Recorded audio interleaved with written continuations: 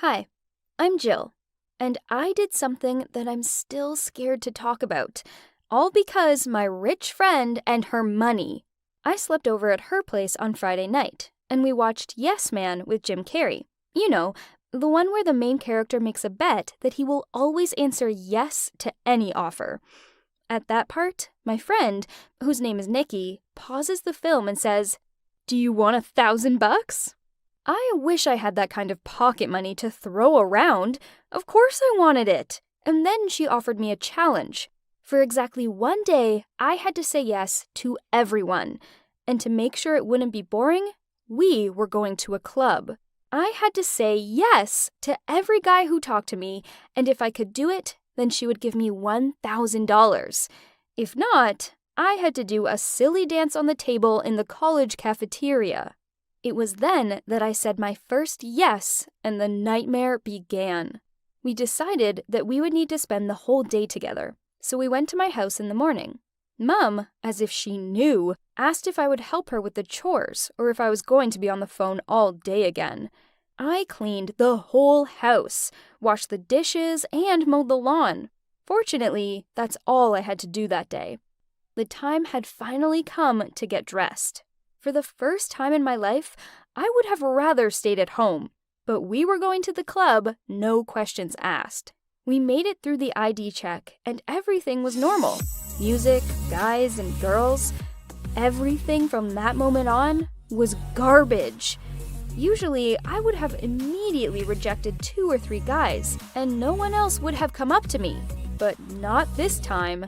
Almost immediately, a good-looking guy offered to buy me a drink. I gladly said yes to him, but as soon as he walked away, some moron attached himself to me at the hip. He could barely stand up and had a bottle of beer in his hand. He asked, "Would you like a sip?" and handed me his bottle of beer. He told me that usually chicks would huddle together and play hard to get, but I was cool. God, I wanted so badly to tell him to go to hell. I gave him every dirty look I had to show him how pissed off I was. But when he asked me to dance, I had to agree. And then the handsome guy from before came back with my drink. Apparently, he had gone to get my cocktail at the club across the street. Why else would he have been gone for so long?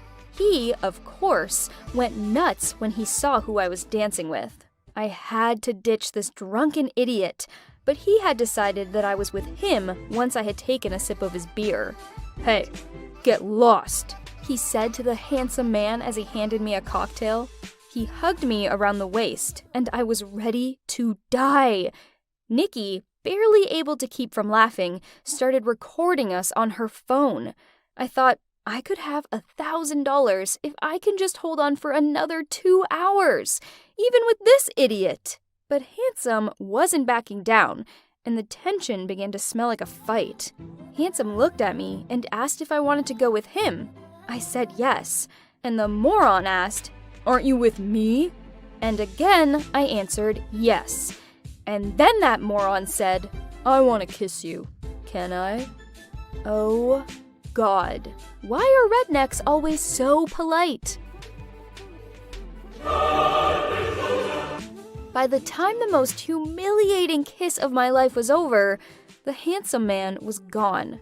Nikki took me to the bathroom and said, "I wonder how many more guys will hear yes from you today." I wanted to strangle her, but then something happened, after which we both realized what a stupid and dangerous challenge we had started. We were noticed by a couple of cute guys. They got to know us very quickly because I said yes to all their suggestions, even when they invited us to leave with them. You have to understand, we were going to an unbelievably cool party. Nikki and I knew how much we were risking.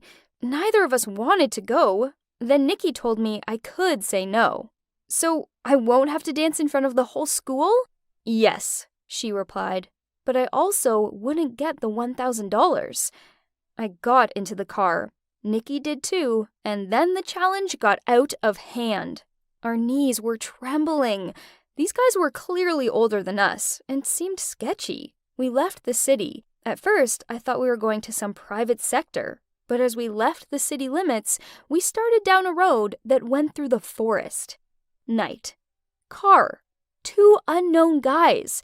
Nikki was even more worried than I was. We ended up somewhere in the woods with a bonfire, lake house, and loud music. Besides us, there were 15 other people there. The guys said that they could make the best Bloody Marys around. Nikki refused, but well, you know. They didn't know about the stupid challenge. They just thought I was a fun girl who agreed to absolutely everything. Fortunately, I only had to make it a total of 30 more minutes.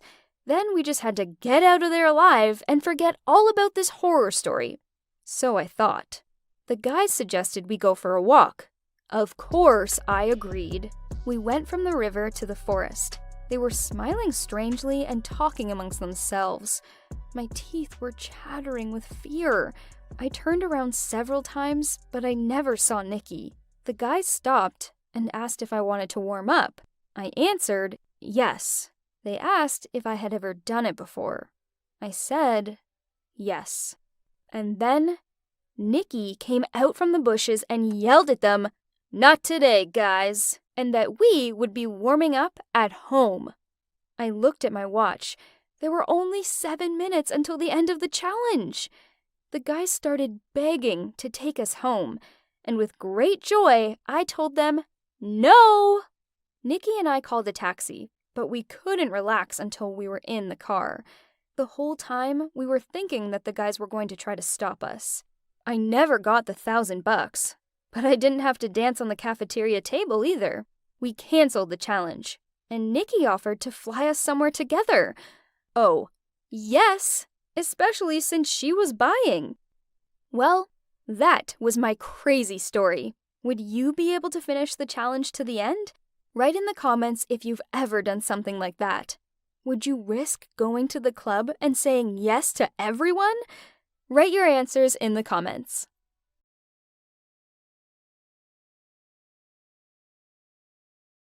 Hello people, I'm Mindy, I'm 19 years old, and yesterday I broke up with a guy. In the morning, I was the happiest girl in the world, and by evening, wept with grief. I dated Frank for more than 5 months. We were a great couple. At least, I thought so. We spent every day together. We went for walks, ate in cafes, and watched movies. A month ago, Frank proposed to me. We even picked out an apartment to live in, a cute one on the corner near the park. Every day, I imagined myself living there with Frank, how happy we would be. And yesterday, everything collapsed. That day, I returned home early. Sandy, my older sister, was not home. She knew that I would come home for a few hours later after class. I decided to play a trick on her and crawled under her bed to scare her. Yes, I know I'm not 6 years old. I'm 19, but it's an old game of ours and I just wanted to remember my childhood. When the front door slammed shut, I sneaked into Sandy's room and hid under her bed. The stairs creaked. Someone was walking down the hallway, and I heard 2 voices, male and female. I realized Sandy had come home with some guy, and I'm sitting under the bed like a stupid little girl. I felt so ashamed. I wanted to get out, but did not have time. The door creaked, and I saw my sister's legs. And then, very familiar shoes. Is it really Frank? But we'd not made any plans to meet up. He probably just wanted to give me a pleasant surprise. What a terribly awkward situation. I decided that I would not crawl out from under the bed. I did not want to look completely stupid in Frank's eyes. My sister and Frank were standing very close, and I could not understand what they were doing. There was some rustling sounds, strange sounds, and then a kiss. No, it can't be. I definitely heard it.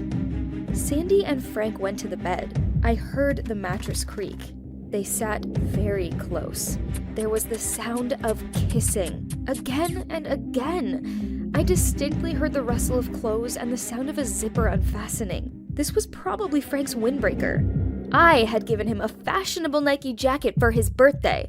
I put my hand over my mouth to keep from screaming with rage. Frank, honey, I missed you so much. Sorry. I know that we don't get to spend much time together, but you understand. I don't want to wait anymore. You have to tell Mindy everything. Sorry, dear, but I can't. Mindy's so vulnerable. She dreams of a wedding, so I want to wait for the right moment. Mindy is just a spoiled little brat. You've got to be brave. Tell her it's over. Honey, I feel sorry for her. But I'll tell her. I promise I'll tell her. Come here, gorgeous. And again, the sounds of kisses.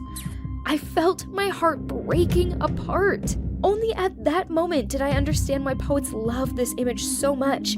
I really felt something break inside me, and pain and cold filled my soul.